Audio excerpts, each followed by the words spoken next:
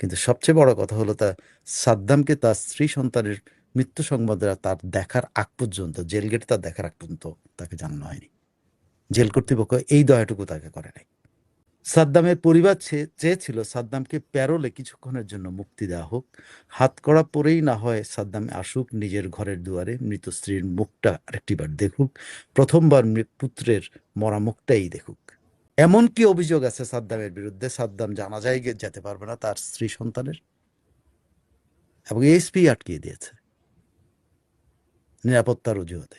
কি নিরাপত্তার অজুহাত?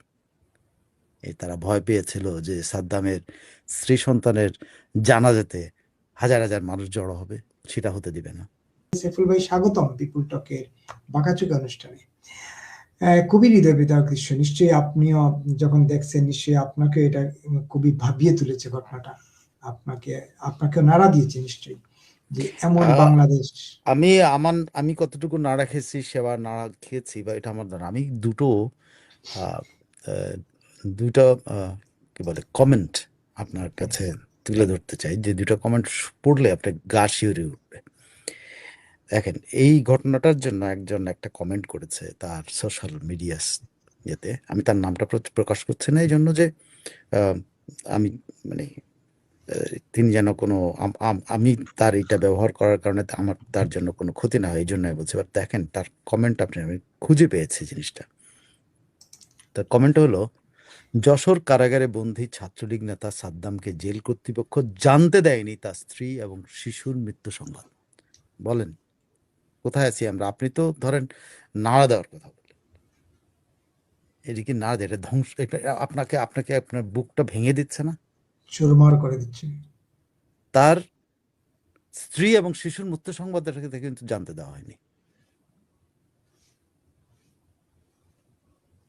সেখানে উনি কমেন্ট করছেন, ফেসবুকে সাদ্দামের হাতে লেখা একটি চিঠি ঘুরছে, সেখানে সে চিঠির শেষে লিখেছে, ছেলেকে কোলে নিতে পারলাম না, এটাই কষ্ট।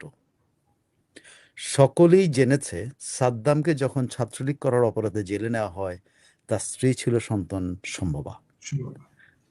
সাদ্দাম জেলে যাওয়ার 1 মাস পরেই সাদ্দাম স্ত্রী একটি পুত্র সন্তান প্রসব করে।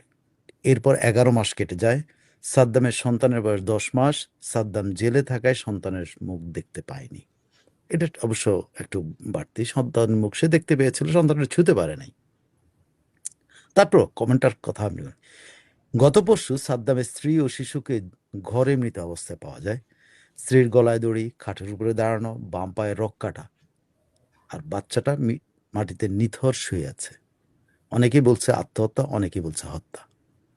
রক কাটা যদি হয় তাহলে কি আত্মহত্যা হয়? যেটাই হোক, সাদ্দামের অজান্তে সাদ্দামের স্ত্রী মুখ না দেখতে পাওয়া 10 মাস বয়সের সন্তান সাদ্দামকে ছেড়ে চিরতরে চলে গেছে। সাদ্দামের স্ত্রী আত্মহত্যাও করতে পারে, তাকে হত্যাও করা হতে পারে। বাচ্চা জন্মের পর প্রসূতি মেয়েদের মানসিক অবস্থা খুবই নাজুক হয়ে পড়ে, যার মেডিকেল নাম পোস্ট পার্টাম কন্ডিশন। আমি জানি না অবশ্য, তিনি বলছেন। এই অবস্থায় পরিবারের সকলের সাপোর্ট না পেলে অনেক সময় অনাকাঙ্ক্ষিত বিপর্যয় ঘটে যায়। স্ত্রী সন্তানের ভরণ পোষণের দায়িত্ব তো সাদ্দামের ছিল। সেই সাদ্দাম কারাগারে বন্দী, তার অনুপস্থিতি তার মতো করে স্ত্রী সন্তানের ভরণ পোষণের দায়িত্ব নিশ্চয়ই আর কেউ নিতে পারবে না। ভরণ পোষণ বলতে শুধু 2 বেলা 2 মুঠো ভাত বুঝায় না।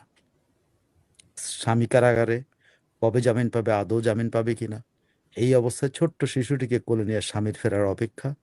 মেয়েটির বয়সই বা কত, 22 বছর বয়স। প্রসবের পর থেকে শারীরিক ক্লান্তি, মানসিক অস্থিরতা, স্বামীর অনিশ্চিত জীবনের দুর্ভাবনার সাথে সাথে নিজের এবং সন্তানের অনিশ্চিত ভবিষ্যৎ, এর সাথে যোগ হয়েছে মনের পোস্টমার্টেম কন্ডিশন। মেয়েটি হয়তো আত্মহত্যা করেই বাঁচতে চেয়েছে। আর সাদ্দাম পুত্র জন্মের আগেই সে কারাগারে ঢুকেছে, শুনেছে তার পুত্র সন্তান হয়েছে, কিন্তু পুত্রের মুখ দেখা হয়নি। সাদ্দাম জানেও না যে তার প্রথম পুত্রের মুখ আর কোনো কালে দেখতে পাবে না। পুত্র মুখ দেখেছে যদিও। সাদ্দামের পরিবার চেয়েছিল সাদ্দামকে প্যারোলে কিছুক্ষণের জন্য মুক্তি দেওয়া হোক, হাতকড়া পরেই না হয় সাদ্দাম আসুক নিজের ঘরের দুয়ারে, মৃত স্ত্রীর মুখটা আরেকটিবার দেখুক, প্রথমবার পুত্রের মরা মুখটাই দেখুক। কিন্তু না, সাদ্দামকে প্যারোলেও মুক্তি দেওয়া হয়নি। সাদ্দামকে জানানো হয়নি তার স্ত্রী সন্তানের মৃত্যু সংবাদ। শেষে পরিবারের সিদ্ধান্ত নেয় সাদ্দামের স্ত্রী পুত্রের মৃতদেহ জেল গেটে নেওয়া হবে, যদি কারা কর্তৃপক্ষ সাদ্দামকে শেকল দিয়ে হাত পা বেঁধে হলেও জেল গেটে এনে হাজির করে। সাদ্দাম যেন জেল গেটেই প্রথম পুত্র এবং স্ত্রীর মৃত্যু সংবাদ পায়, ওদের মৃতদেহ নিজের চোখে দেখে বিশ্বাস করতে পারে ওর বিহনে ও স্ত্রী পুত্র মরে গেছে। করুন না? খুবই করুণ।